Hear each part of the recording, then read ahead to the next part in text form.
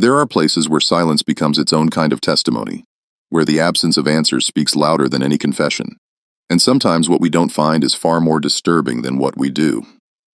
This is the account of Riverside Plantation in Charleston County, South Carolina. A place where people vanished without crossing a single boundary line, without fleeing into the night, without leaving footprints toward freedom. They simply ceased to exist. And when the truth finally surfaced, those who uncovered it would spend the rest of their lives wishing they had left certain doors unopened. Marcus Webb had always found comfort in numbers, while other young men in Charleston spent their evenings in taverns or pursuing romantic interests. Webb preferred the quiet satisfaction of balanced ledgers and properly filed documents. At 32 years old, he had worked as a clerk in the Charleston County tax assessor's office for nearly a decade. And in that time, he had developed an almost supernatural ability to spot inconsistencies in financial records. It was a Thursday afternoon in September of 1857 when Webb first noticed something peculiar about Riverside Plantation. The autumn sunlight streamed through the tall windows of the county office, illuminating dust motes that danced in the air as Webb methodically processed the year's property tax assessments. He had developed a rhythm to this work. Open the file, verify the property description, check the declared value, confirm the enslaved population count, calculate the tax, record the payment, close the file, move to the next. Riverside's file was unremarkable at first glance. 300 acres of prime cotton land along the Ashley River. Property value declared at $12,000. Enslaved population 43 individuals. Tax paid in full on time, no errors. Everything appeared perfectly ordinary. Webb was about to close the file when something made him pause. A tickle of memory, a sense of déjà vu. He had processed this file before. Of course, he processed it every year, but there was something about that number, 43. He stood up from his desk and walked to the filing cabinets that lined the western wall of the office. His colleagues had long since departed for the day, leaving Webb alone with the endless rows of documents that represented every piece of taxable property in Charleston County. He pulled the files for Riverside Plantation, going back 5 years, and carried them back to his desk. 1853, 43 enslaved individuals. 1854, enslaved individuals. 1855, 43 enslaved individuals. 1856, 43 enslaved individuals. 1857, 43 enslaved individuals. Webb sat back in his chair frowning. In his decade of experience, he had never seen a plantation maintain an exactly stable enslaved population over 5 consecutive years. Never. The number always fluctuated. There were births, usually several per year in a population that size. There were deaths from disease, accident, or simply the brutal wear of plantation labor. There were sales to other plantations, purchases from estate auctions, trades between neighboring properties. The population always went up or down. A variance of 3 to 5 people per year was typical. 10 people wasn't unusual. But 5 years of precisely 43, that wasn't just unusual. That was statistically improbable to the point of impossibility. Webb pulled a separate ledger from his drawer, his personal record where he tracked patterns and anomalies he'd noticed over the years. It was an unofficial document, something he maintained out of his own obsessive need for understanding. He began cross-referencing Riverside against comparable plantations in the region. Oakmont Plantation, 3 miles north of Riverside, 320 acres. Population had ranged from 38 to 46 over the same 5-year period. Willow Creek, 5 mi east, 280 acres. Population had ranged from 31 to 41. Magnolia Heights, similar size and crop yield to Riverside. Population had varied from 40 to 52. Every single comparable property showed normal fluctuation, except Riverside. Webb might have dismissed it as careless record-keeping. Perhaps Nathaniel Hartley, the owner, simply reported the same number each year out of laziness, except that Webb was nothing if not thorough. He pulled the detailed inventories that were sometimes filed along with the tax assessments, documents that listed not just the number of enslaved people, but their names, ages, and assigned work. And that's when the real anomaly revealed itself. The names changed. In 1855, the inventory listed a man named Thomas, age 34, field worker. In the 1857 inventory, Thomas was gone. In his place was a man named Robert, age 33, also listed as a field worker. Similar age, same job category, but different person. A woman named Sarah, age 28, house servant, appeared in the 1854 inventory, but was absent from the 1856 listing. In her place was a woman named Grace, age 27, also a house servant. Webb went through the lists methodically, making notes in his precise handwriting. Over the 5-year period, 19 names had disappeared from the inventories and been replaced by 19 different names, but the total remained exactly 43. It was as if Hartley was maintaining the population the way a shopkeeper maintains inventory, replacing items as they were depleted, always keeping the stock level constant. But these weren't items, these were people. Webb worked late into the evening, his candle burning low as he cross-referenced the disappearing names against every other document he could find. Bills of sale recorded with the county, death certificates, marriage records, property transfers, manumission papers for those granted freedom, newspaper advertisements for escaped slaves. He found nothing, not a single document that explained where the 19 missing people had gone. When the courthouse bell struck 10 o'clock, Webb finally gathered his papers and locked the office. As he walked through the dark streets of Charleston toward his boarding house, his mind continued working on the puzzle. There had to be a logical explanation. There always was. Perhaps Hartley kept his records elsewhere, filed bills of sale with a different county office, or simply neglected to properly document deaths. But Webb knew the law. Property transactions and enslaved people were legally property had to be recorded with the county. Failure to do so was tax evasion, and Hartley seemed meticulous about paying his taxes on time and in full.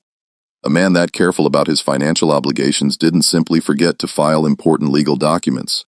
Webb's boarding house was a narrow 3-story building on Meeting Street, run by a widow named Mrs. Caroline Foster, who maintained strict rules about noise and propriety. He climbed the stairs to his second-floor room, lit the lamp on his writing desk, and spread out his notes. He had documented an anomaly. That much was certain, but was it merely administrative sloppiness, or was it evidence of something more troubling? Webb decided he needed more information, and he knew exactly where to look. Reverend Jonathan Pritchard had been born in Boston in 1809 to a family of modest means, but strong religious conviction. His father had been a circuit preacher in Massachusetts, and young Jonathan had accompanied him on countless visits to small congregations throughout New England. He had learned early that ministry was less about grand sermons delivered from marble pulpits, and more about the quiet, patient work of listening to people's fears and sorrows. Pritchard had moved to South Carolina in 1838, drawn by a calling to bring spiritual comfort to both the enslaved population and the white families of the plantation regions.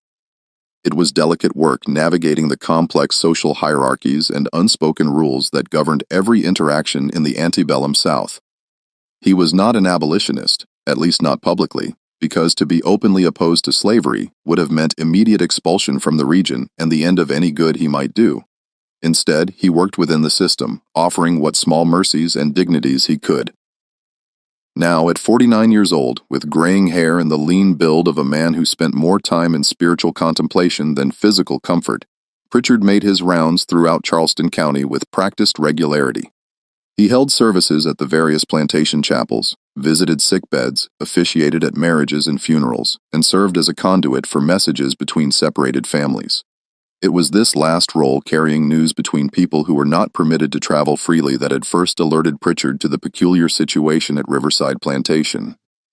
In November of 1857, on a crisp autumn morning with the smell of woodsome smoke in the air, Pritchard was conducting a service at Oakmont Plantation for the enslaved population there. The service was held in a simple wooden structure behind the main fields, and about 40 people attended. Pritchard had long ago learned to read the faces of his congregation to see beyond the careful masks they wore around white people. Today he sensed an unusual undercurrent of tension. After the service, as people filed out, an elderly woman named Bessie approached him. She was perhaps 70 years old, her back bent from decades of field work, her hands gnarled with arthritis, but her eyes were sharp and clear. "Reverend," she said quietly, glancing around to ensure they weren't overheard. "Might I have a word?" Pritchard nodded and followed her to a spot behind the chapel, out of sight of the main plantation buildings. Bessie's hands trembled as she spoke. "I need to ask you about my grandson, Henry. He's at Riverside. Or he was. I ain't heard from him in near 2 years now, and I'm worried sick." Pritchard knew that maintaining family connections across plantations was one of the most important services he provided. "When did you last receive word from him?" "Spring of 1856. He was courting a girl over at the Mitchell place just 3 miles from Riverside. Mr. Hartley would give him a pass once a month to go visiting. Henry, he's a good boy, Reverend respectful. He'd send me messages through the girl's family, let me know he was doing all right. Bessie paused, her voice catching. Then in April of '56, the messages stopped. At first I thought maybe he'd gotten in trouble, lost his visiting privileges. But the girl, Lay, her name is, she kept asking after him. Finally, in June, her family sent word to Riverside asking when Henry might visit again. What did they say? Said there weren't no Henry at Riverside. Said they didn't know who we were talking about. Bessie's eyes filled with tears. But there was a Henry there, Reverend. I know there was. He was my daughter's boy. She died when he was small, and Mr. Hartley bought him at an estate sale in 1851. I got word to him regular for 5 years, and he always wrote back. A boy don't just disappear. Pritchard felt a chill despite the mild weather. Did they say he'd been sold or perhaps passed away? Bessie shook her head vigorously. That's just it. They didn't say nothing, just said there weren't no Henry there and never had been far as they knew, like he never existed at all. Pritchard took Bessie's hand gently. I'll make inquiries. Perhaps there's been some confusion, some mistake in the records. But as he rode away from Oakmont that afternoon, Pritchard felt deeply uneasy. A mistake was possible, certainly, but the flat denial of Henry's existence seemed strange. If the young man had died or been sold, why not simply say so? Over the following weeks, Pritchard began to pay closer attention to the whispered conversations he overheard, the questions people asked him, the stories that circulated through the invisible networks that connected enslaved communities across the region. And he kept hearing about Riverside. In early December, at a Christmas service at Willow Creek Plantation, a middle-aged man named James pulled him aside. Reverend, I heard you were asking about Riverside. I got something to tell you, but you got to promise to be careful with it. Of course. My wife's sister Ruth, she was at Riverside. Smart woman, could read a little even. Mr. Hartley used her in the main house helping with correspondence and such. My wife, she'd get letters from Ruth every few months. Not real letters, you understand, but messages passed through various people the way we do. Pritchard nodded. He was intimately familiar with the complex chains of communication that enslaved people maintained despite all efforts to isolate them. Last message we got from Ruth was in January of '56. James continued. She said things at Riverside were strange, said people were scared, said Mr. Hartley had a place, some kind of building away from the main quarters, and sometimes people would be taken there and they'd come back. Different hurt, or they wouldn't come back at all. Different how? She didn't say exactly, just said there were people who couldn't work no more after they'd been to that place, laid up in their cabins, not healing, right? And others who just disappeared. And when you'd ask about them, you'd be told they'd been sold off or had run away. But Ruth didn't believe it. She said something bad was happening, and you haven't heard from her since.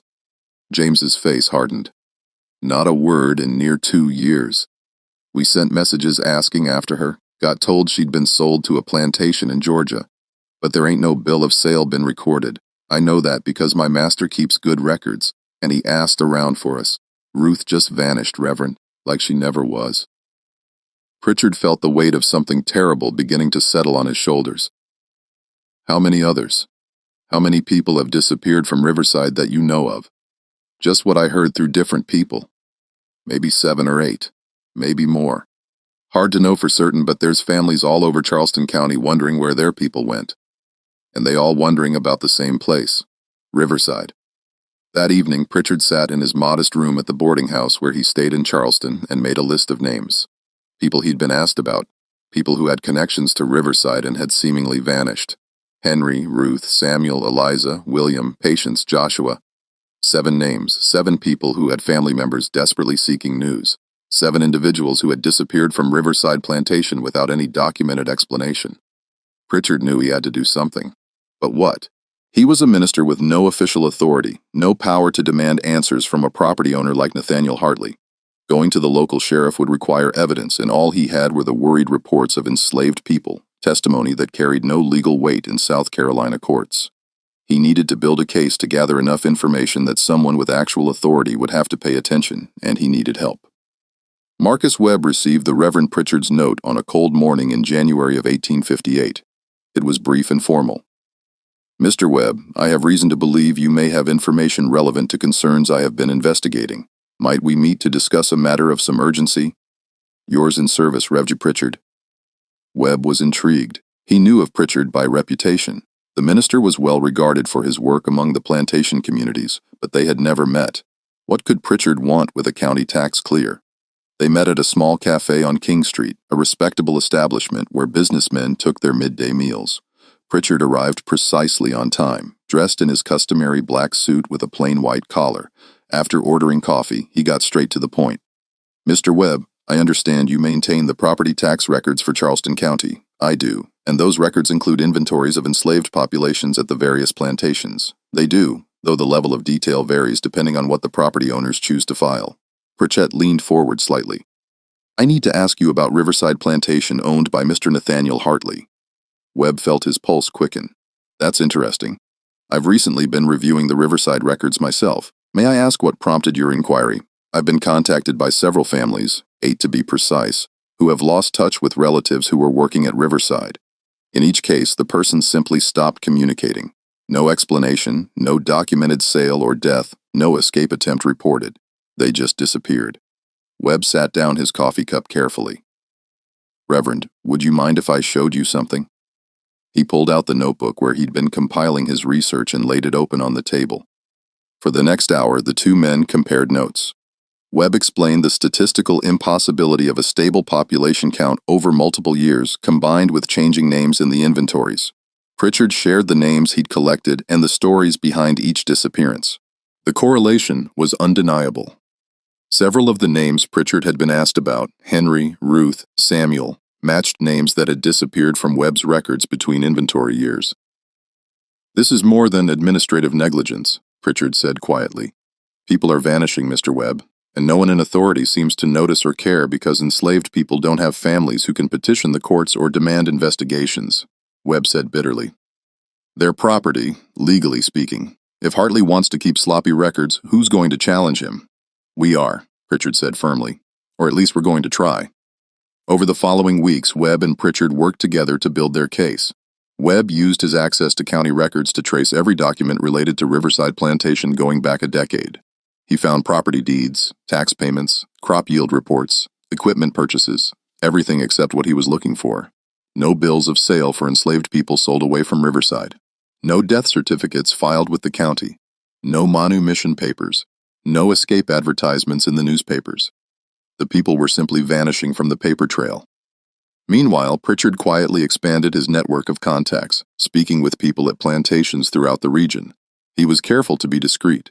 He didn't want word of his investigation reaching Hartley prematurely, but the more he asked, the more stories he heard. A woman at Magnolia Heights told him about her brother who had been purchased by Hartley in 1854. We heard from him for about 6 months. He said the work was hard, but no worse than other places. Then the letters stopped. Master wrote to Riverside asking if my brother could send word to ease our minds. Got a letter back saying he'd been sold to a planter in Mississippi. But we never heard from him again. And when Master tried to track down which plantation in Mississippi, the trail went cold. A man at Willow Creek reported that his cousin had worked at Riverside as a blacksmith. Good with horses, good with iron, partly paid well for him at auction. But after about a year, my cousin stopped responding to messages. When I finally got permission to visit Riverside in person, took me 6 months to arrange it. I was told my cousin had tried to run away and had been sold as punishment to a slave trader heading to Louisiana. But my cousin weren't no fool, sir. He had a wife and 2 children at another plantation. He wouldn't run. He had everything to lose and nothing to gain. Story after story, all following the same pattern. People purchased by Hartley working at Riverside for 6 months to 2 years, then disappearing without convincing explanation. By March of 1858, Webb and Pritchard had documented 23 cases of suspicious disappearances associated with Riverside Plantation over the previous 8 years. 23 people who had families asking after them, whose vanishing had left trails of grief and unanswered questions. We need to take this to someone with authority to investigate, Webb said during one of their meetings. But I'm not sure who will listen. The sheriff, Pritchard suggested, Thomas Dalton. He's been in office for 15 years. He's no reformer, but he's honest in his own way. If we present this properly, he might have to act. Might being the operative word, Webb said skeptically. Hartley is a respected property owner. We're talking about challenging him based on the testimony of enslaved people and some irregularities in bookkeeping. That's not exactly solid ground in Charleston County. No, Pritchard agreed. But it's all we have, and I can't. His voice caught slightly. I can't keep looking at the families who ask me about their missing loved ones and tell them there's nothing to be done. Someone has to try. Webb nodded slowly. Then we make our case as strong as possible. We need to be methodical, irrefutable. We need to document everything so thoroughly that Dalton has no choice but to investigate. They spent another 2 weeks preparing their presentation, compiling documents, cross-referencing names, building timelines. Webb created charts showing the statistical impossibility of Riverside's stable population. Pritchard wrote detailed accounts of each family's story, lending human faces and voices to the numbers on Webb spreadsheets. Finally, in late March of 1858, they requested a meeting with Sheriff Dalton. Sheriff Thomas Dalton's office was located in a sturdy brick building near the Charleston County Courthouse. At 52 years old, Dalton had held his position for 15 years through a combination of competence, political savvy, and a keen understanding of which battles were worth fighting in Charleston's complex social landscape. He was a large man, not fat, but solid, with thick gray hair and the weathered face of someone who spent considerable time outdoors. He had a reputation for being fair, but not particularly energetic. He maintained order, arrested obvious criminals, and generally kept the peace without rocking any boats. When Marcus Webb and Reverend Pritchard arrived at his office on a Thursday afternoon, Dalton greeted them with professional courtesy but obvious weariness. He knew both men by reputation, and he suspected their visit was not going to be a simple matter. "Gentlemen," he said, gesturing to the chairs in front of his desk, "what can I do for you?" Webb and Pritchard had agreed beforehand to let Webb present the documentary evidence first. Numbers and records carried more weight with men like Dalton than emotional appeals. Webb spread his papers across the desk systematically. "Sheriff, we're here about Riverside Plantation owned by Nathaniel Hartley. I've been reviewing the tax records and I've found significant irregularities." Dalton leaned back in his chair. "What kind of irregularities?" "The enslaved population count has remained constant at 43 individuals for 7 consecutive years. In my experience processing records for every plantation in Charleston County, this is unprecedented. Population numbers always fluctuate due to births, deaths, sales, and purchases." "Maybe Hartley's just been consistent in his management," Dalton said, though his tone suggested he was already skeptical. "That's what I thought initially," Webb continued. "But when I examined the detailed inventories, I found that while the total number remains constant, the names change significantly from year to year. At least 23 people have disappeared from the inventories over the past 8 years and been replaced by 23 different individuals." "So, he's been buying and selling. What's unusual about that?" "There are no bills of sale recorded with the county," Webb said, letting that sink in. "Not for any purchases to Riverside and not for any sales from Riverside. Over 8 years, not a single documented transaction." Dalton frowned. "That was unusual. Property transactions were supposed to be recorded, if only for tax purposes." Additionally, Webb continued, "there are no death certificates filed for anyone at Riverside during this period. In 8 years, in a population of approximately 43 people, not one documented death and no escape advertisements." Pritchard added, "I've checked every newspaper in Charleston and the surrounding counties. Riverside has never reported a runaway slave, not once in 8 years." Dalton was beginning to look uncomfortable. "What exactly are you suggesting?" Pritchard leaned forward. "Sheriff, I've been contacted by 8 different families who have lost touch with relatives who were working at Riverside. In each case, the person simply stopped communicating. When inquiries were made, Riverside claimed the person had been sold away, or had died, or had never been there at all. But there's no documentation for any of these explanations." The testimony of Dalton hesitated, clearly trying to phrase this diplomatically. "The concerns of enslaved people don't constitute legal evidence, Reverend. You know that. I do. But the absence of proper documentation does. Webb isn't bringing me hearsay. He's showing you verifiable records that don't add up. People are disappearing from the tax rolls with no legal explanation. That's not a moral question. That's a question of proper record keeping and tax compliance." Dalton drummed his fingers on the desk, clearly wrestling with the situation. On one hand, the evidence Webb had compiled was genuinely troubling. On the other hand, investigating a respected property owner based on bookkeeping discrepancies and the concerns of enslaved families was politically risky. Let me be clear about something, Dalton said. Finally, Nathaniel Hartley is a well-regarded member of Charleston society. His family has owned land in this county for 3 generations. If I go questioning him based on what you've shown me, and it turns out to be nothing more than sloppy paperwork, there will be consequences for all of us. I understand that, Webb said. But I'm a county employee, and part of my responsibility is ensuring accurate tax records. If Hartley is failing to properly document sales and purchases, he may be evading taxes.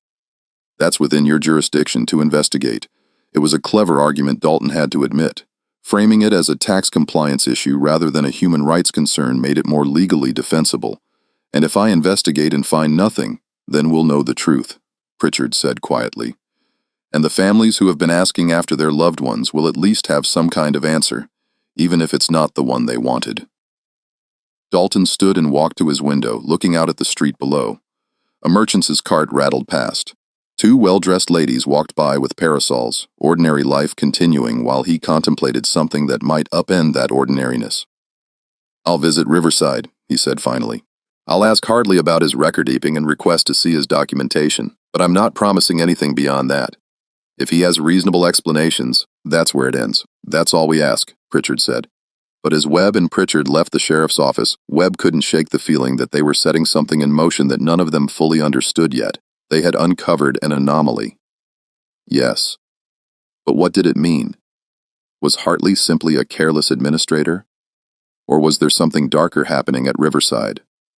3 days later, Sheriff Dalton sent word that he would be visiting Riverside Plantation the following week to conduct what he termed a routine inspection of records. The investigation had officially begun. The road to Riverside Plantation wound through stands of oak and pine, the spring sunlight filtering through new leaves and creating patterns of light and shadow on the dirt path. Sheriff Dalton rode his horse at a steady pace, accompanied by his deputy, Frank Carson, a younger man who served primarily as a witness to official business. It was mid-April, and the cotton plants were still small, just beginning to emerge in neat rows across the fields. As they approached the plantation property, Dalton took note of everything with the practiced eye of someone used to observing details. The entrance was marked by a simple wooden gate with Riverside carved into the crossbeam. The main drive was well maintained, lined with young magnolia trees that would be impressive in a few years. The plantation house came into view after about a 4-mile. A substantial 2-story structure in the federal style, painted white with dark green shutters, not ostentatious by Charleston standards, but clearly the home of a man of means. A stable boy, a young black teenager, came forward to take their horses as Dalton and Carson dismounted. The boy wouldn't meet their eyes, Dalton noted, just did his job and hurried away. Nathaniel Hartley emerged onto the front porch before they could knock. He was a man of about 55, Dalton estimated, with thinning brown hair going gray at the temples and a lean, almost aesthetic build.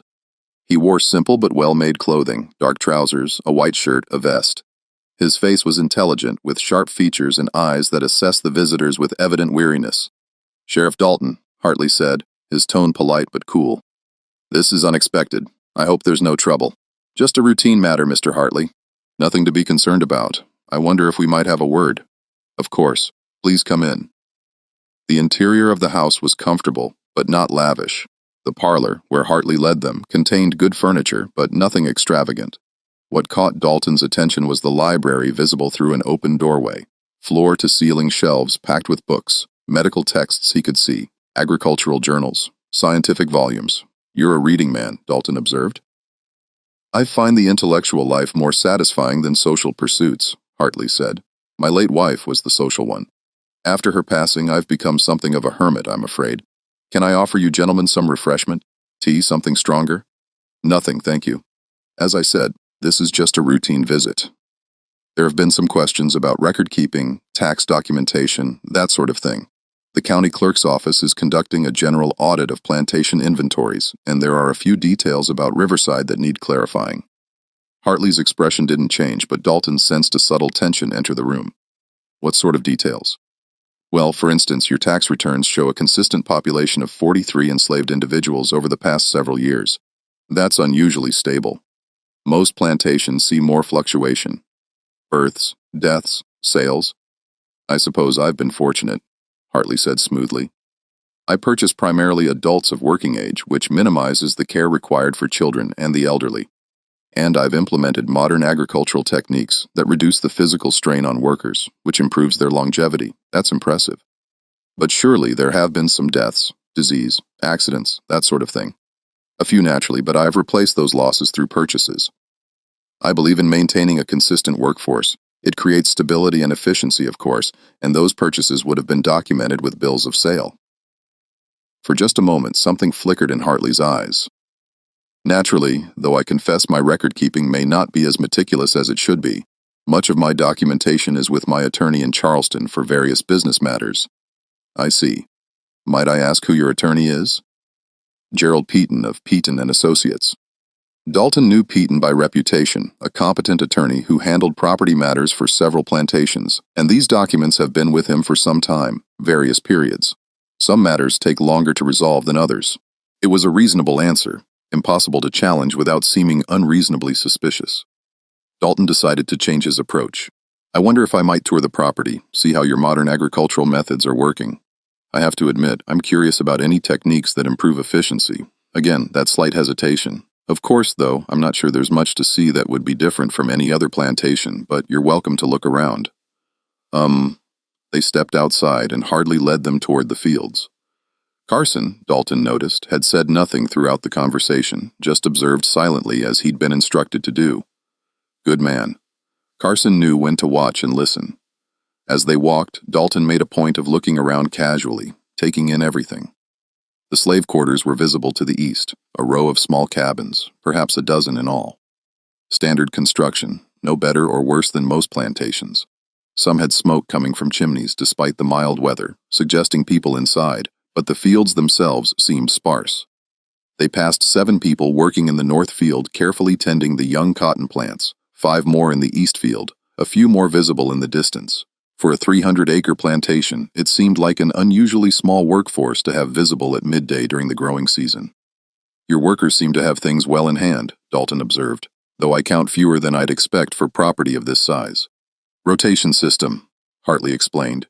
I have different crews working different sections on alternating days, prevents soil depletion, and reduces the risk of crop disease spreading.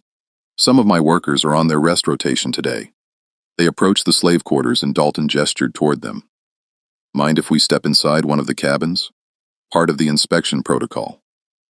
Hartley's jaw tightened almost imperceptibly. I'm not sure that's necessary, Sheriff. These are people's homes, such as they are.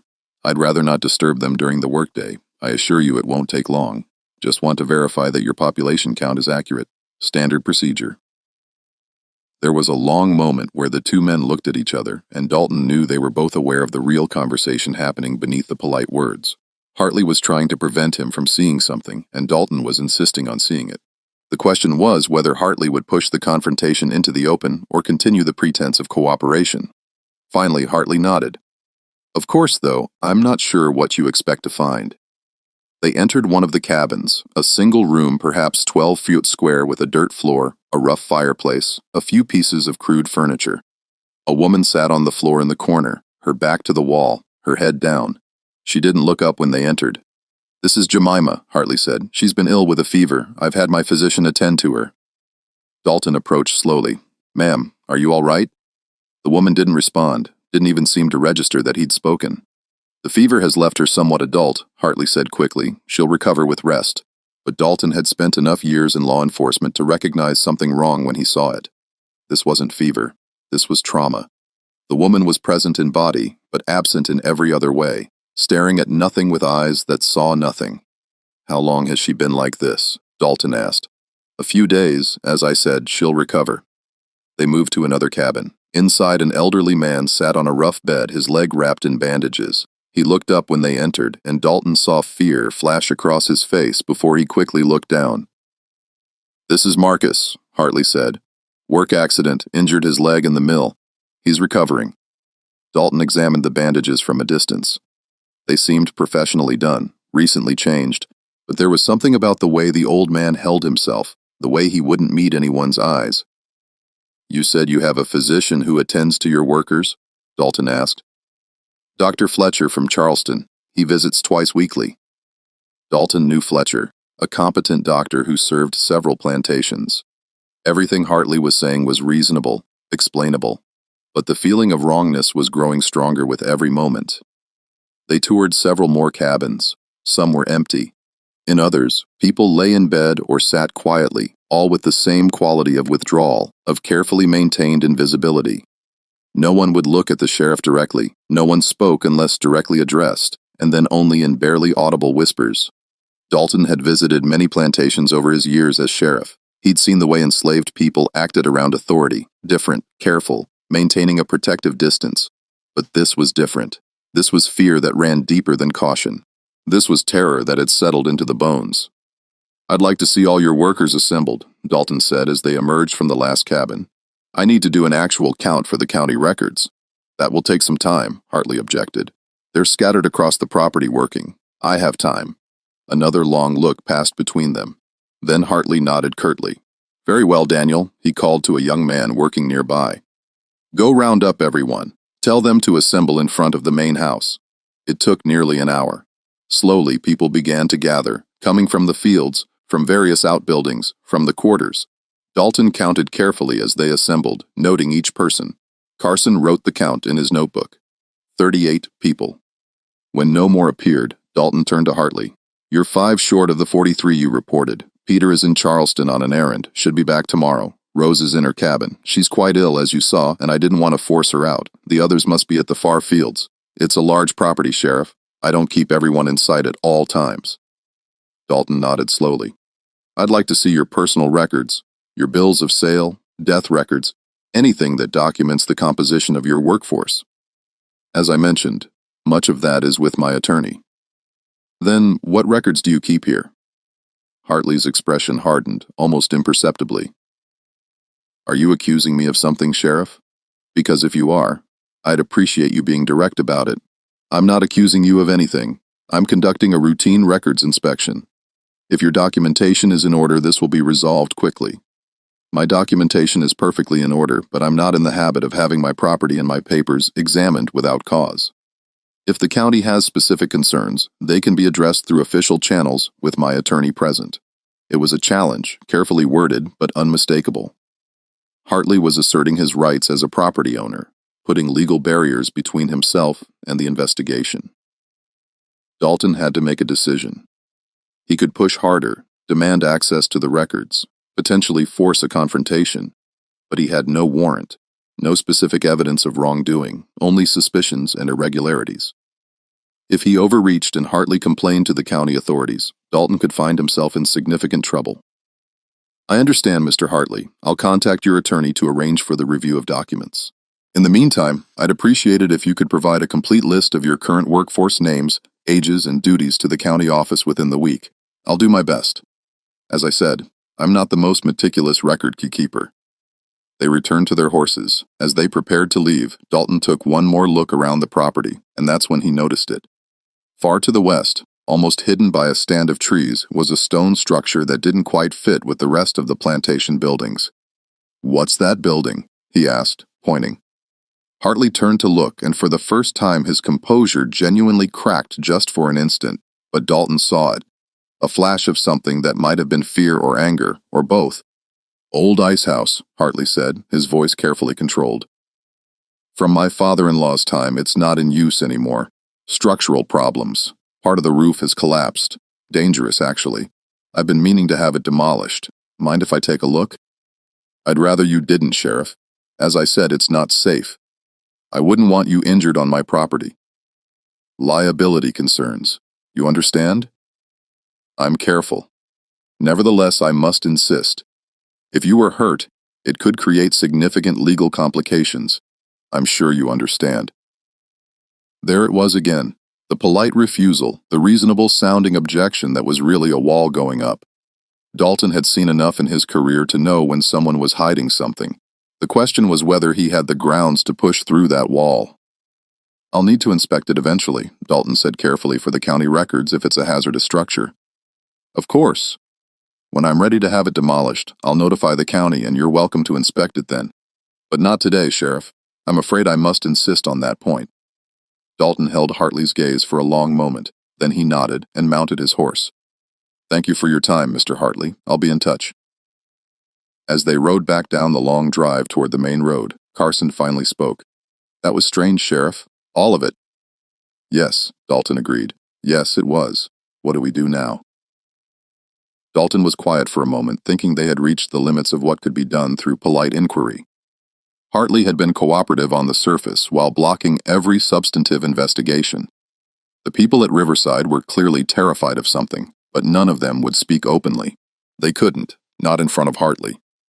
Now, Dalton said slowly, we build a real case because something is very wrong at Riverside Plantation, and Nathaniel Hartley is working very hard to make sure we don't find out what it is. The day after his visit to Riverside, Sheriff Dalton sat in his office reviewing his notes with Webb and Pritchard. The three men had formed an unlikely investigative team, each bringing different strengths to the effort. He's hiding something, Dalton said flatly. That much is certain, but proving it is another matter entirely. What about the people you saw? Pritchard asked. The woman who wouldn't respond, the man with the injured leg. Couldn't you tell something was wrong? Of course, I could tell, but something seems wrong isn't evidence. Hartley has explanations for everything. Fever, work accident, rest rotations. On paper, it all sounds reasonable. Webb tapped his pencil against his notebook. What about the count? You found 38 people, not 43. Hartley explained that too. 1 in Charleston, 1 too sick to appear. Others working in distant fields. Again, all reasonable on the surface. What about that building? Carson, who had joined them, asked. The ice house. He really didn't want you looking at it. No, he didn't. But he's within his rights to refuse access to a dangerous structure on his own property. I'd need a warrant to force the issue, and to get a warrant, I'd need probable cause. So far, all I have is suspicion. Pritchard leaned forward. Then, how do we get probable cause? The question hung in the air. How did they investigate a man who was determined not to be investigated, who had the law and social standing on his side? We need testimony, Dalton said finally. Real testimony from people who know what's happening at Riverside. But getting that testimony is the problem. Why? Webb asked, though he suspected he knew the answer. Because enslaved people can't testify against white property owners in South Carolina courts. Their statements carry no legal weight. We need testimony from someone white, someone with standing, someone whose word can't be dismissed. Does Hartley have any white employees? Pritchard asked. Overseers, managers. Dalton shook his head. That's another odd thing. Most plantations this size have at least one white overseer, usually more. Riverside doesn't hardly manages everything himself apparently. Very hands-on, which gives him complete control over what happens there. Webb observed. No witnesses, no one who might report problems. They sat in frustrated silence for a moment. Then Pritchard spoke up. What if we approach this differently? Instead of trying to investigate Riverside directly, what if we investigate the people who've disappeared? If we can prove that Hartley's claims about selling them or them dying are false, that's evidence of deception. And deception suggests something being hidden. Webb nodded slowly. That could work. We have names. The people who disappeared from the tax inventories. If Hartley claims they were sold, there should be bills of sale. If he claims they died, there should be death certificates or at least burial records. And if he claims they escaped, Dalton added, there should be advertisements offering rewards. Every plantation publishes escape notices. It's standard practice. Over the next several weeks, the three men, along with Carson, worked methodically through the list of disappeared people. They contacted attorneys throughout Charleston and neighboring counties, checking records for any bills of sale involving those individuals. They reviewed death certificates at carouses. They went through years of newspaper archives looking for escape advertisements. They found nothing. Not one document that explained where any of the 23 missing people had gone. Meanwhile, Pritchard used his position as a minister to quietly interview people at other plantations, asking carefully worded questions about Riverside. What emerged was a pattern that became increasingly disturbing. A woman at Oakmont told him, "We don't talk about Riverside much, Reverend, but everyone knows it's a bad place. People say if you get sold there, you might as well be dead." A man at Willow Creek said, "There's stories, sir. Stories about people screaming in the night. Stories about Mr. Hartley doing things, medical things, things that ain't right, but nobody really knows for sure because people who go to Riverside don't come back to tell about it." An elderly woman at Magnolia Heights whispered, "My mama, she was alive when the old Mr. Hartley, Nathaniel's father-in-law, owned Riverside. She said even back then there was something wrong with that place. Said the old man used to whip his people terrible and sometimes he'd disappear folks as punishment. She said it was a cursed place and it seems like the curse didn't lift when young Nathaniel took over. But rumors and stories, no matter how consistent, weren't evidence. They needed something concrete. In early May, they got a break. Dr. Andrew Fletcher, the physician Hartley had mentioned as treating his workers, came to see Sheriff Dalton. Fletcher was a man in his mid-40s with a successful practice in Charleston and a reputation as a competent doctor. "Sheriff," Fletcher said, settling into a chair in Dalton's office. "I understand you've been asking questions about Riverside Plantation." "I have. Why?" "Because I need to tell you something and I've been wrestling with my conscience about it for some time." Dalton leaned forward. "I'm listening." Fletcher took a deep breath. "I was retained by Mr. Hartley 3 years ago to provide medical services to his enslaved population. Standard arrangement. I visit twice weekly, treat injuries and illnesses, provide preventative care, good pay, and Hartley was always punctual with payments. I terminated the arrangement 2 months ago, told Hartley I was too busy with my Charleston practice to continue the plantation visits. But that wasn't the real reason." "No." Fletcher rubbed his face tiredly. "I lied because I didn't know what else to do. I'm a doctor, Sheriff. I've seen injuries before, work accidents, falls, burns, all the things that happen on a plantation. But what I saw at Riverside," he trailed off, and Dalton waited patiently. "There were injuries that didn't make sense," Fletcher continued. "Surgical incisions on people who claimed they'd had accidents, wounds that looked like they'd been made deliberately, methodically, and the people, they were terrified. Not just cautious around a white doctor, but genuinely, deeply terrified. Did you ask Hartley about it?" "Once I saw a woman with what looked like an experimental surgical incision on her abdomen, fresh stitching done with care but for no medical reason I could determine. I asked Hartley about it, said I needed to know what treatment she'd received so I could provide proper follow-up care." "What did he say?" "He got very cold. Told me he sometimes performed minor procedures himself, that he'd trained in medicine briefly and maintained an interest in it. Said the woman had complained of abdominal pain and he'd done an exploratory procedure. But Sheriff, that's not something you do casually. Exploratory surgery is serious, risky. You don't perform it in a plantation cabin without proper facilities or anesthesia." Fletcher's hands trembled slightly as he spoke. "I started paying more attention after that. I saw more things that didn't add up. People who'd supposedly had work accidents, but whose injuries suggested something more deliberate.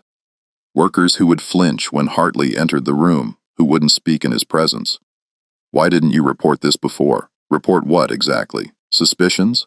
A sense that something was wrong. I had no proof, just a growing feeling that Hartley was doing something terrible. And he's a respected man, Sheriff. A man with standing and education. Who would believe a vague accusation from me? I believe you now because you've seen it yourself, because you've been to Riverside and felt that same wrongness." Dalton nodded slowly. "Dr. Fletcher, I need you to write down everything you observed at Riverside, every injury that didn't make sense, every behavior that concerned you, every interaction with Hartley that seemed suspicious. Can you do that?" "Yes. Though I should tell you, I'm preparing to move to Virginia. My wife's family is there, and I've been offered a position at a hospital in Richmond. I'm not sure how useful my testimony will be if I'm out of state. Write it down anyway. We'll deal with the legal complications later." After Fletcher left, Dalton sat thinking. They finally had testimony from someone with standing, a white professional whose word carried weight. It wasn't proof of murder or specific crimes, but it was evidence of suspicious behavior, of deception, of things being hidden. Combined with the missing documentation, the statistical impossibilities Webb had found, and the pattern of disappearances, they finally had something approaching a case. But it still wasn't enough for a warrant. Not quite. They needed one more piece, one more concrete bit of evidence that would force a judge to authorize a full investigation of Riverside Plantation. The question was how to get it. The answer, when it came, was unexpected and terrible. On a humid night in my day, a young man named Jacob staggered into the yard of Oakmont Plantation, 3 miles north of Riverside. He was barefoot, his clothes torn, his body covered in dirt and scratches from running through the woods. He was also bleeding from what appeared to be a poorly stitched wound on his left side. The enslaved residents of Oakmont found him collapsed near the well and immediately called for help. Within an hour, Reverend Pritchard, who happened to be staying at Oakmont that night, was kneeling beside the young man in one of the cabins. Jacob was perhaps 22 years old, thin and weakened by obvious malnutrition and injury, but his eyes were alert, filled with a desperate intensity. "Please," he gasped, gripping Pritchard's hand. "Please don't send me back. Don't let him find me." "Easy now," Pritchard said gently. "Where did you come from?" "Riverside." The word was barely a whisper, but it carried weight like a stone. Pritchard felt his pulse quicken. "You escaped from Riverside?" "Yes, sir. Tonight, while he was working on someone else, I ran as fast as I could." "Who was working on someone else?" "Mr. Hartley. He does things, Reverend, terrible things." Pritchard sent someone to fetch Sheriff Dalton immediately, then sat with Jacob through the night, listening as the young man told his story in fragments. Interrupted by bouts of pain and fear, Jacob had been purchased by Hartley 8 months earlier at an estate sale in Georgia. He'd been told he was going to work in the cotton fields, standard plantation labor. For the first few weeks, everything had seemed relatively normal. The work was hard, but no harder than he'd experienced before. Hartley was distant, but not overtly cruel. Then one evening, Hartley had come to Jacob's cabin and told him he needed to come to the medical building for a routine health examination. "That's what he called it," Jacob said, his voice shaking. "A health examination, but it wasn't that. It wasn't that at all." Hartley had taken him to the stone ice house, which had been converted into something like a medical facility. There was a table with restraints, shelves with instruments and bottles, lamps for illumination. "He strapped me down," Jacob said he was going to perform a small procedure, that it would help him understand human anatomy better. He said I was contributing to medical knowledge, that I should be grateful. Pritchard felt sick.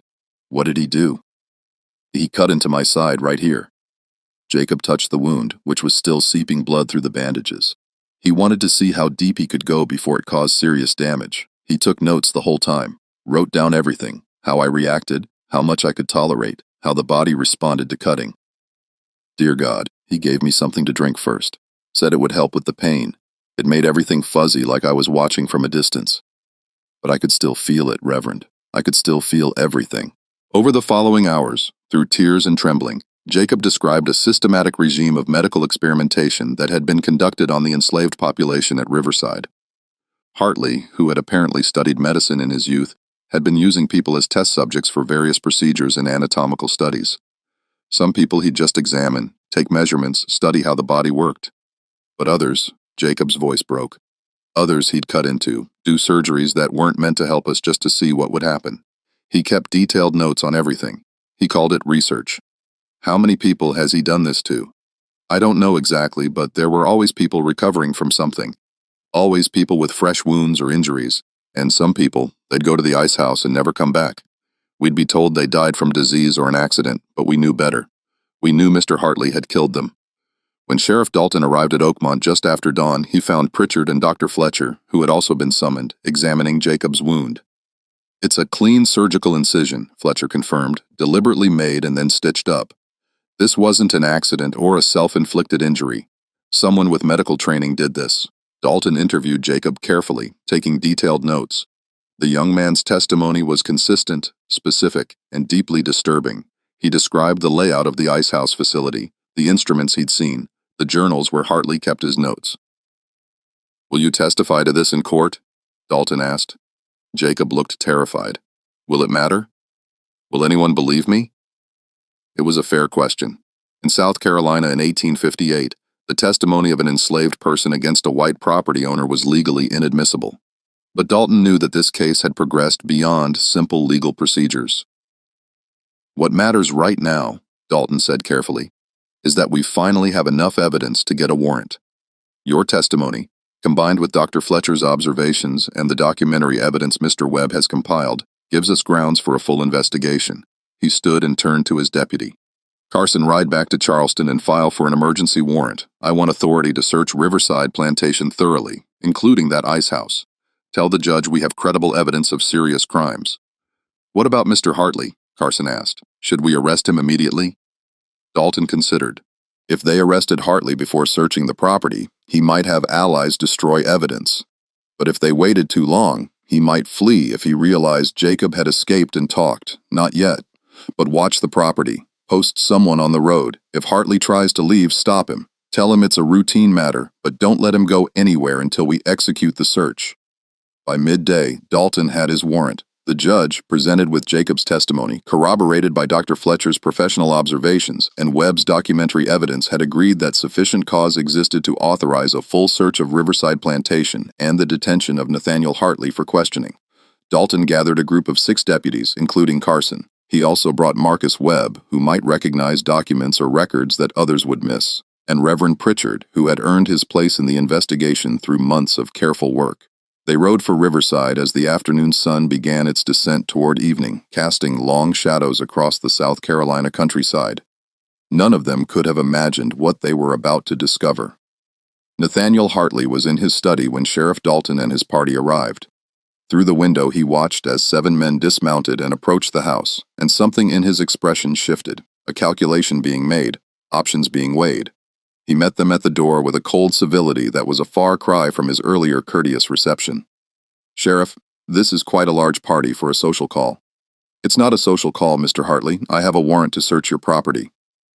Dalton handed over the document. Hartley read it slowly, his face betraying nothing. "On what grounds?" "We have testimony that you've been conducting illegal medical procedures on your enslaved workers. That some of these procedures have resulted in death. That you've been systematically concealing these deaths and the subsequent disposal of bodies." "Testimony from whom?" Hartley's voice was ice. "Jacob, the young man who escaped from your property last night." Something flickered across Hartley's face. "Ah, yes. I noticed he was missing. An escape. I was planning to file the proper notices today. You can't possibly credit the testimony of a runaway slave sheriff. He's a criminal by definition. I also have testimony from Dr. Andrew Fletcher regarding suspicious injuries he observed during his visits here. I have documentary evidence of population discrepancies in your tax records. I have reports from multiple families of people who disappeared from Riverside without explanation." "It's enough for this warrant, Mr. Hartley. Now step aside." For a long moment, Hartley stood in the doorway and Dalton's hand moved closer to his pistol, wondering if the man would try to physically resist. Then Hartley stepped back with a slight nod. "Very well, search as you wish. You won't find anything improper," but his eyes said something different. His eyes said, "You're going to regret this." Dalton left 2 deputies to watch Hartley in the main house. He took the remaining 4 men, plus Webb and Pritchard, and headed directly for the stone ice house at the western edge of the property. As they approached, Dalton noticed enslaved people watching from a distance. None came closer. They simply stood and stared, their faces registering something that might have been hope or terror or both. The ice house door was secured with the same heavy padlock Dalton had seen on his first visit. "Break it," he ordered. Carson smashed the lock with a sledgehammer and the door swung open. The same smell Dalton remembered from before rolled out. Damp earth, old blood, and something chemical and sharp. They lit lanterns and entered. The interior was exactly as Jacob had described. A surgical table in the center with leather restraints bolted to its sides.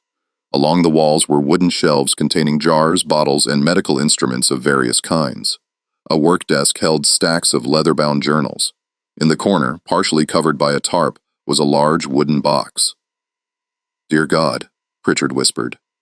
Webb approached the desk and carefully opened one of the journals. His face went white as he read. "It's all here," he said, his voice shaking. He documented everything, dates, procedures, outcomes. "It's like a laboratory record book, except the subjects are." He couldn't finish the sentence. Dalton moved to the wooden box and pulled back the tarp. Inside was salt, hundreds of pounds of preserving salt, and buried in that salt were human remains. Not complete bodies, pieces, parts that had been removed and preserved, presumably for further study. One of the deputies ran outside and was violently sick. Pritchard was reading over Webb's shoulder, scanning the journal entries. "This one is dated March 1856. Subject: Thomas, age 34. Exploratory abdominal surgery to examine digestive organs. Subject survived procedure but expired 3 days later from infection. Notable observations recorded regarding liver structure." He turned pages. "Here's another. June 1856. Subject: Ruth, age 29.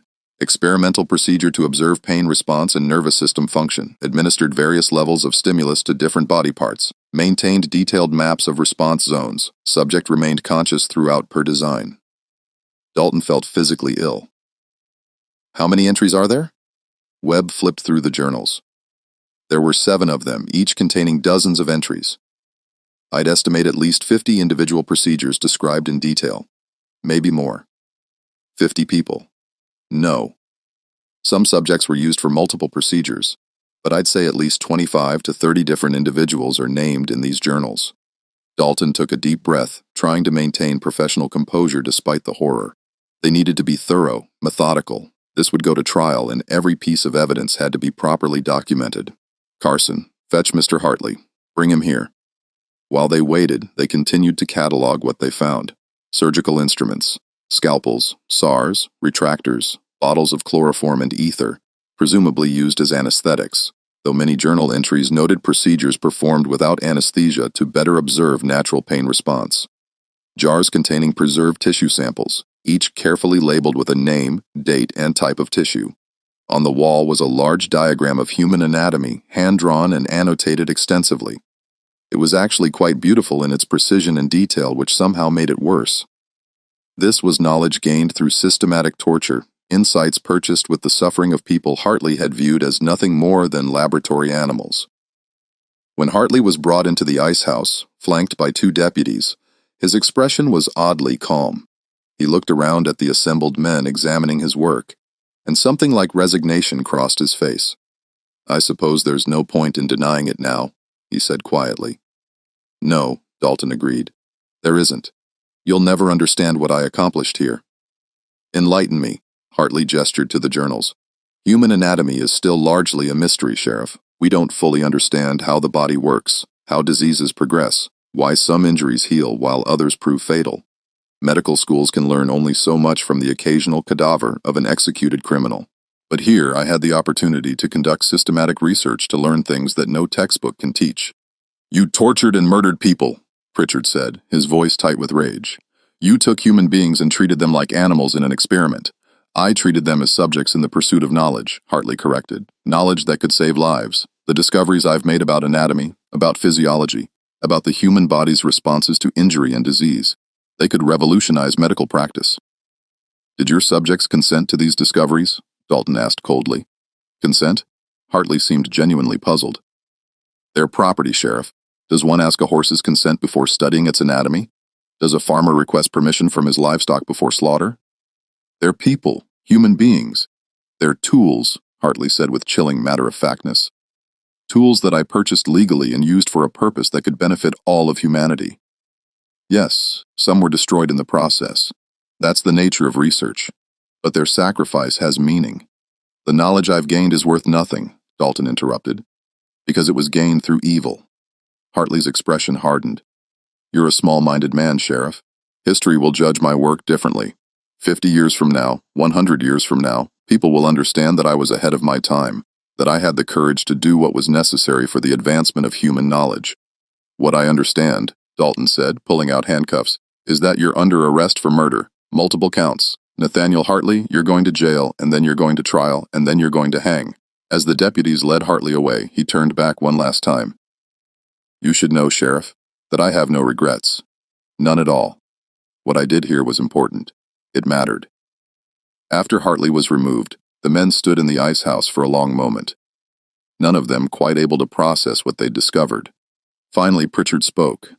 We need to document everything. Every name in those journals, every person we can identify, they deserve to be remembered, to have their suffering acknowledged. Webb nodded. I'll start compiling the information. We'll need it for the trial anyway. Over the following days, the full scope of Hartley's activities came to light. The journals documented 17 deaths directly resulting from his experiments over 6 years. Another 8 people had survived procedures, but were permanently disabled by them. The journals also referenced subjects who had disappointed or failed to provide useful data with notes that they had been disposed of, presumably meaning they had been killed when they were no longer useful for research.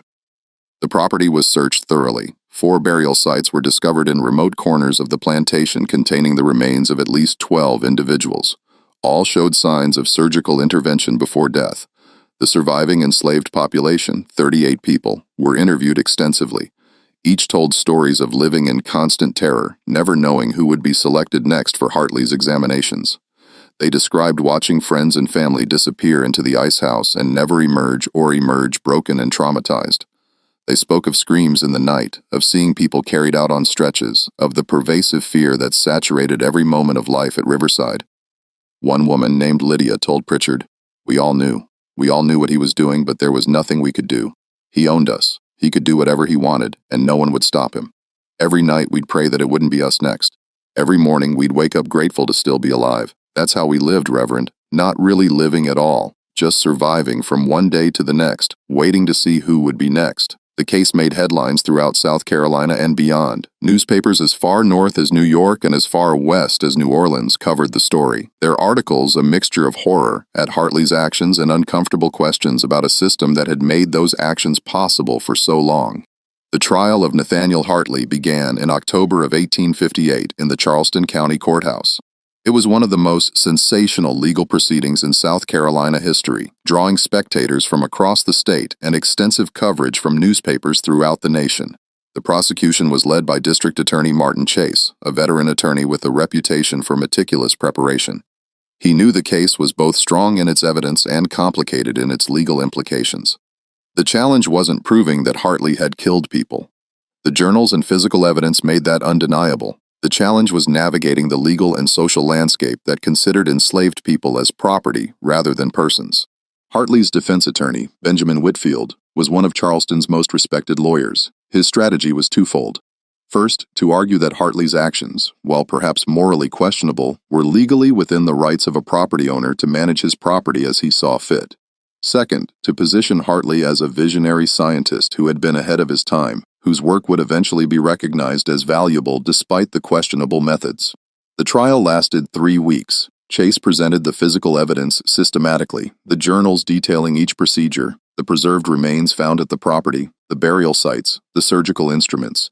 He brought Dr. Fletcher to testify about the suspicious injuries he'd observed and his concerns about Hartley's behavior. The most powerful testimony came from Jacob, the young man who had escaped. While his testimony couldn't legally be used as direct evidence against Hartley, Chase found a way around this by having Jacob describe what he had witnessed in the ice house, the equipment, the layout, the journals which corroborated the physical evidence. This was permissible as description of observed facts rather than accusation of crimes. Jacob's testimony lasted an entire day. He described being strapped to the table, being cut open while partially conscious, hearing Hartley narrate his observations as if Jacob were an inanimate specimen rather than a suffering human being. By the time he finished, several jury members were visibly disturbed, and spectators in the courtroom sat in stunned silence. Whitfield's cross-examination was brutal, but ultimately ineffective. He tried to paint Jacob as a liar and a runaway who would say anything to harm his former master. But Jacob's descriptions matched the physical evidence too precisely to be fabrications. The defense's main arguments came during Whitfield's closing statement. He acknowledged that Hartley had conducted medical procedures on enslaved people at Riverside, but argued this was within his legal rights as property owner. He compared it to a farmer experimenting with new agricultural techniques on his livestock, perhaps unconventional, perhaps unsuccessful, but not criminal. "Gentlemen of the jury," Whitfield said, "you must consider the law as it exists, not as you might wish it to be. Mr. Hartley owned these people. He purchased them legally. He maintained them on his property, and yes, he used them for purposes of medical research. You may find this distasteful. You may believe it was morally wrong, but was it illegal? Show me the statute that says a man cannot use his own property as he sees fit." It was a disturbing argument, but it carried legal weight in a society built on slavery. Chase's rebuttal focused on the fact that Hartley had systematically concealed his actions, falsified tax records, and lied to authorities. If Mr. Hartley truly believed his actions were legal and proper, why did he hide them? Why did he deny that people had died when they had? Why did he bury bodies secretly across his property rather than filing death certificates? Why did he maintain false inventories? He paused, letting the questions hang in the air. The answer is simple. Because he knew what he was doing was wrong, not just morally wrong, but criminally wrong. He knew he was committing murder, and he took steps to conceal those murders. The law recognizes murder, gentlemen. The law punishes murder, and the fact that Mr. Hartley chose victims who had no legal standing to defend themselves doesn't make it any less murder. The judge's instructions to the jury were carefully worded, acknowledging the legal complexities, while making clear that deliberate killing, even of enslaved people, exceeded the bounds of property rights. The jury deliberated for 3.5 hours. When they returned, the foreman stood and delivered the verdict. We find the defendant, Nathaniel Hartley, guilty of murder in the first degree. Multiple counts. The courtroom erupted. Some spectators cheered. Others sat in shocked silence. Still others argued loudly about the verdict's implications for property rights. Sentencing came a week later. Judge Hamilton Marshall was a man known for thoughtful deliberation rather than fiery oratory, but his words carried weight. "Mr. Hartley," he began, "you stand convicted of perhaps the most heinous crimes this court has seen. You took human beings and whatever their legal status they were and are human beings and subjected them to systematic torture and murder in pursuit of knowledge. You kept meticulous records of their suffering. You showed no mercy, no remorse, no recognition of their humanity." He paused, looking directly at Hartley. "Your defense argued that you acted within your property rights, but there are limits even to property rights in a civilized society. A man may own an animal, but he may not torture it for his own amusement. The law recognizes cruelty even to livestock. How much more, then, must it recognize cruelty to human beings? You have been found guilty of 17 counts of murder. The evidence suggests the actual number may be higher. This court sentences you to death by hanging to be carried out 60 days hence. May God have mercy on your soul, for this court finds little reason to extend mercy beyond what the law requires." Hartley showed no emotion as the sentence was pronounced. He was led from the courtroom quietly, and according to the deputies who guarded him, he spent his remaining weeks reading medical journals and working on what he called his final treatise on his discoveries at Riverside. Nathaniel Hartley was hanged on January 15, 1859 at the Charleston County Jail. It was a cold morning with frost on the ground and a gray sky that threatened rain. As was customary, Hartley was given an opportunity to make a final statement. The crowd that had gathered, much smaller than usual for a public execution, as Charleston society was deeply uncomfortable with the entire case, expected a confession or perhaps a plea for forgiveness. They got neither. "I stand before you condemned," Hartley said, his voice calm and clear. "Not for doing wrong, but for doing what others lacked the courage to do. Medical science has advanced through the study of human anatomy, through understanding how the body functions and fails. My only crime was taking that study seriously, conducting it systematically and documenting it properly." There were murmurs from the crowd, a mixture of anger and discomfort. "History will vindicate me," Hartley continued. 50 years from now, 100 years from now, physicians will use knowledge similar to what I gained at Riverside. They will simply have found ways to acquire it that society finds more palatable. But the knowledge itself, the understanding of human anatomy, of pain response, of physiological limits, that knowledge will be used. And in that use, my work will live on whether acknowledged or not. He was hanged without further ceremony. According to witnesses, he met death calmly, without resistance or apparent fear. The Riverside Plantation property was seized by the county to settle legal debts and claims from Hartley's creditors. The enslaved population faced an uncertain future. Legally, they were still property, part of Hartley's estate, after considerable legal wrangling and intervention by some abolition-minded attorneys who saw the case as an opportunity to challenge some aspects of slavery law. Most were eventually purchased by families who had been searching for missing loved ones or were acquired by plantations where they had relatives. Jacob, the young man whose escape had broken the case open, was purchased by a Quaker family with abolitionist sympathies and was quietly helped to freedom via the Underground Railroad. He eventually settled in Pennsylvania, where he lived under an assumed name for the rest of his life. He never spoke publicly about his experiences at Riverside. Marcus Webb continued working as a county clerk for another year, but the Riverside case had fundamentally changed him. The meticulous record keeper who had found comfort in orderly numbers had seen what happened when human beings were reduced to entries in a ledger. In 1860, he resigned his position and moved to Massachusetts, where he became active in the abolitionist movement. After the Civil War, he worked with the Freedmen's Bureau, helping former enslaved people navigate the legal and bureaucratic systems of their new freedom. Reverend Jonathan Pritchard remained in South Carolina, continuing his ministry work, but with a new intensity. He began quietly assisting the Underground Railroad, using his position as a traveling minister to help people escape slavery. He was never caught, though several times he came close. After the war, he devoted himself to helping establish schools for freed people and lobbying for their civil rights. He died in 1883, still working to address the systemic injustices he had witnessed. Sheriff Thomas Dalton served out his term, but chose not to run for re-election in 1860. The Riverside case had aged him visibly. He organized the proper burial of all the victims found at Riverside, insisting that each grave have a marker even when names were unknown. He kept a private journal in his later years where he wrote extensively about the case, trying to process what he'd seen and what it meant. One entry written in 1867 reads, "Men debate whether slavery is moral or practical, whether it should be gradually abolished or immediately ended. But Riverside shows us something deeper and more disturbing. It shows us what happens when one human being has absolute power over another." Hartley was educated, intelligent, even cultured in his way. He wasn't a sadist or a madman. He was a man who had been given complete control over other people's lives and had convinced himself that this control gave him the right to use them however he saw fit. The evil wasn't in Hartley alone. It was in the system that made Hartley possible. That made his crimes legal, his victims voiceless, and his actions nearly invisible. We caught him only by chance, by coincidence, by a clerk's obsession with proper paperwork and a minister's refusal to stop asking questions. How many other Riverside plantations are there that we don't know about? How many people have disappeared into similar hells with no one to notice or care? That's the question that haunts me. The journals that Hartley kept, those meticulous records of torture and murder, became a subject of intense debate in medical and legal circles. Some physicians argued they should be studied despite their horrific origin, that the anatomical knowledge they contained could save lives regardless of how it was gained.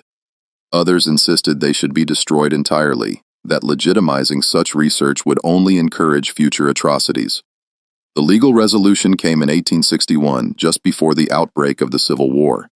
A judge ordered the journals sealed and placed in a restricted archive, accessible only with court permission and only for specific legal or historical research purposes. They were not to be used for medical education or practice.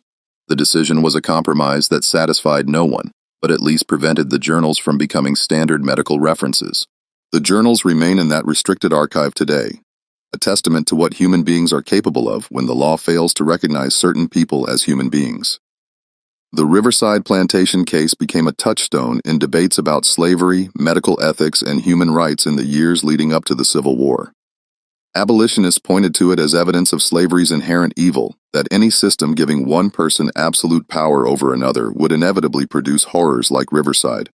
Pro-slavery advocates, meanwhile, argued that Hartley was an aberration, that his actions were already illegal under existing law, though this claim was complicated by the legal ambiguities the trial had revealed, and that his crime said nothing about the institution of slavery itself. The truth, as Dalton had noted in his journal, was more disturbing than either side wanted to acknowledge. Hartley wasn't an aberration. He was what became possible in a system that classified certain people as property rather than persons. He didn't create the conditions that allowed his crimes. He merely took advantage of conditions that already existed. After the Civil War, as scholars began documenting the history of slavery, Riverside Plantation became a case study in what historians would call medical experimentation on enslaved people. Research revealed that Hartley's crimes, while extreme, were not entirely unique. There were other cases less well documented of physicians and plantation owners conducting medical procedures on enslaved people without consent. What made Riverside unusual was that it had been fully investigated and prosecuted, that the evidence had been preserved, and that the victims had been named and remembered. The site of Riverside Plantation today is subdivided into residential properties. Few current residents know the history of the land they live on. The old plantation house burned down in 1871. Some say it was set by former enslaved people returning to destroy the place of their torment, though this was never proven. The ice house was demolished by county authorities shortly after Hartley's trial, and the ground where it stood was intentionally left uncultivated for decades, as if no one wanted to disturb whatever remained there. In 1995, a group of historians and descendant community members erected a small memorial at the site of the former slave quarters. It lists the names of the 17 confirmed victims whose identities were established through Hartley's journals. Thomas, Ruth, Samuel, Eliza, William, Patience, Joshua, David, Hannah, Naomi, Gabriel, Lydia, Benjamin, Rachel, Amos, Dinina, and Charles. The memorial also includes a plaque with a longer list of names, 43 in total, representing everyone who was documented as having been at Riverside during Hartley's years there. Some survived, some didn't. Some endured procedures and carried the scars the rest of their lives. Some disappeared without trace. But the memorial insists they all be remembered, that their names not vanish the way Hartley tried to make them vanish. At the bottom of the memorial, there's an inscription. Here stood Riverside Plantation, where human beings were treated as experimental subjects. These people suffered and died so that one man could satisfy his curiosity about human anatomy. Their deaths were hidden, their suffering ignored, their voices silenced. We remember them now. We name them now. We acknowledge that what happened here was evil, that it was enabled by a system that denied their humanity, and that the responsibility for remembering them is ours. Every year, on January 15th, the anniversary of Hartley's execution, descendants of Riverside survivors and local community members gather at the memorial for a small ceremony. They read the names, share what little is known about each person, and reflect on what Riverside means for how we think about medical ethics, human rights, and the uses and abuses of power. The Riverside case asks uncomfortable questions. How do we value knowledge that was gained through evil? If Hartley had made genuine medical discoveries, and by some accounts his anatomical observations were detailed and accurate, would using that knowledge make us complicit in how it was obtained? Does the potential to save future lives justify the sacrifice of past lives, especially when that sacrifice was neither voluntary nor acknowledged? Medical ethics today rests in part on the foundation laid by cases like Riverside, the principles of informed consent, the prohibition on human experimentation without ethical oversight, the recognition that even prisoners and other vulnerable populations have rights that cannot be violated in the name of science. All of these arose partly from a reckoning